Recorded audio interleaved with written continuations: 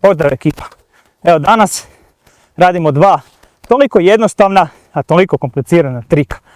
Ako želiš naučiti manual ili wheelie, ostani s nama i pogledaj ovu epizodu.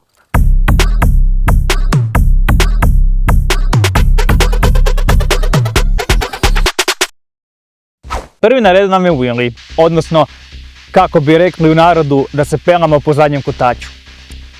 Ali wheelie ima dvije ključne stvari koje su izrazito bitne. A te su da imaš ruku uvijek na stražnjoj kočnici. Znači to je osnovno, zato što ako ne držiš ruku na stražnjoj kočnici, vrlo lagano te bicikl može prevagnuti, te možeš pasti na leđa, što ne želiš nikako, pogotovo kad učiš. A druga stvar je kako ispravno krenuti u wheelie.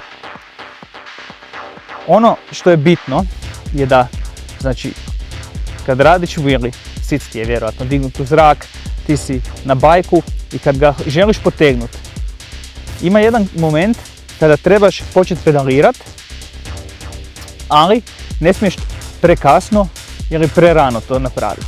Znači, držiš volan, krećeš u wheelie, naginješ se iza, povlačiš bicikl i onog trenutka kad su ti ruke u potpunoj ekstenziji, znači ako kreneš pedalirati dok su ti ruke pomalo zgrbljene, ti nećeš uspjeti uhvatiti brzinu, te ćeš izgubiti ravnotežu.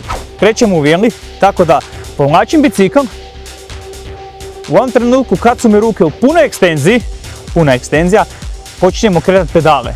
S tim da imam na umu da mi je uvijek prst na stražnjoj kočnici. Znači, evo, krećemo u wheelie, povlačim bike, puna ekstenzija ide gore. I kočnica regulira, znači da se mi ne prevagnemo na leđa. A kako se održava ispravno balans? Znači, balans prilikom izvođenja wheelia ne održavamo sa volanom, nego sa koljenima. Trudimo se da koljena širimo lijevo ili desno, ovisno o, naravno, na koju stranu nas nosi, te da konstantno imamo prst na ručici kočnice. A drugi trik je manual, koji je poprilično sličan, ali daleko kompliciraniji. Znači, kad radimo manual, u tom slučaju naš sic nam ne treba, jer stojimo na bajku i održavamo ravnotežu isključivo sa našim kukovima koje prebacujemo iz centra bicikla naprijed, nazad i to radimo konstantno. Znači, ukoliko želiš naučiti manual, moraš moći održavati ravnotežu sa kukovima, konstantno ići naprijed, nazad i hvatati bicikl, tražiti mu taj centar dok se voziš na zadnjem kotaču. Još jedna jako bitna stvar, prilikom učenja manuala, bilo bi dobro da si nađete nekakvu blagu nizbrdicu koja je konstantna, jer će vam biti puno lakše savladati taj moment povlačenja bicikla i guranja sa kukovima ispod njega, odnosno hvatanja te ravnoteže. Znači nekakva blaža nizbrdica, duža i brzina. I to su dvije ključne stvari za uspješno savladavanje manuala. Ono što je osnovna i najveća razlika je samo kretanje u taj trik. Što smo rekli, kod wheelia vučemo bicikl tako da su nam ruke ispružene i počnemo pedalirati.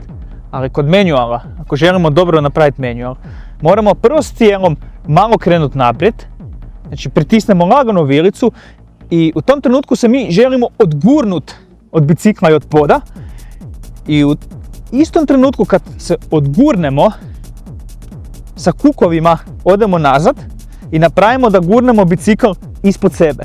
Znači, idemo naprijed, stisnemo bajku pod, znači želimo stisnuti bajku pod kao da ćemo se odraziti ne znam koliko u zrak i u tom trenutku kad potegneš bicikl sa kukovima guraš svoj bicikl pod sebe.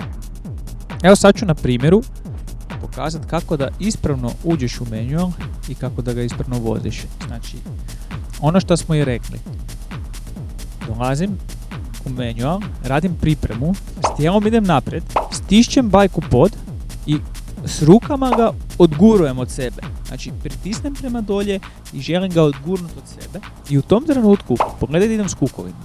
S kukovima idem skroz, praktički na sami rub stražnjeg kotača. A sa nogama guram bajk ispod sebe. pogledaj sad taj moment. Se točno tu vidi. Znači, ruke nisu skvrčene, ruke su u potpunoj ekstenziji. Znači, svu silu povlačenja sad radim kroz kukove. Znači, povlačim bajk, ruke ostaju u potpunoj ekstenziji, a sva sila ide s kukovima prema natrag. Praktički na sami rub zadnjeg kotača. Dok u istom trenutku s nogama guram bajk prema naprijed. Znači, guram ga ispod sebe. Bajk mi se nastavlja dizat, a reguliranje koliko ja hoću da ide on od traga radim s kočnicom. Ja sad u ovom trenutku stičem kočnicu i puštam bajk da kreće u vožnju. Možeš vidjeti odmah na ovom primjeru kako počinjem održavati tu stabilnost. Znači, moj centar bajka je trenutno iznad stražnje osovine. Tu je negdje taj centar bicikla. I ja ga sa svojim kukovima i sa koljenima konstantno tražim. Ja to možete vidjeti na ovom primjeru. Znači, konstantno tu sam se malo ispružio, pa sam se opet kupio. I još jedna bitna stvar je, znači, vi morate s koljenima održavati ravnotežu, lijevo-desno. Ja niti u jednom trenutku nisam s volanom skrenuo ni lijevo ni desno. Volan je konstantno ravan. Pa ćemo to još jednom pokazati. Znači, pogledaj se to. Dolazim, priprema, idem s tijelom naprijed, stišćem bajku pod. Znači, ja sad želim znaš k'o da se želiš odgurnuti od bajka. Želim gurnuti bajku ispod sebe.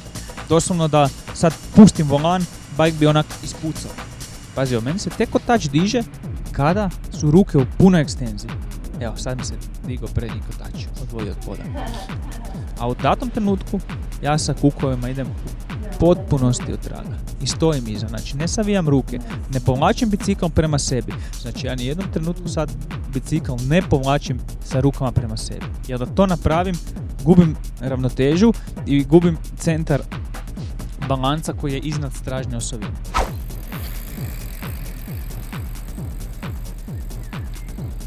Evo ga ekipa, nadam se da će vam ovaj video pomoći kako bi savladali manual ili wheelie, odnosno peljanje po zadnjem kotaču.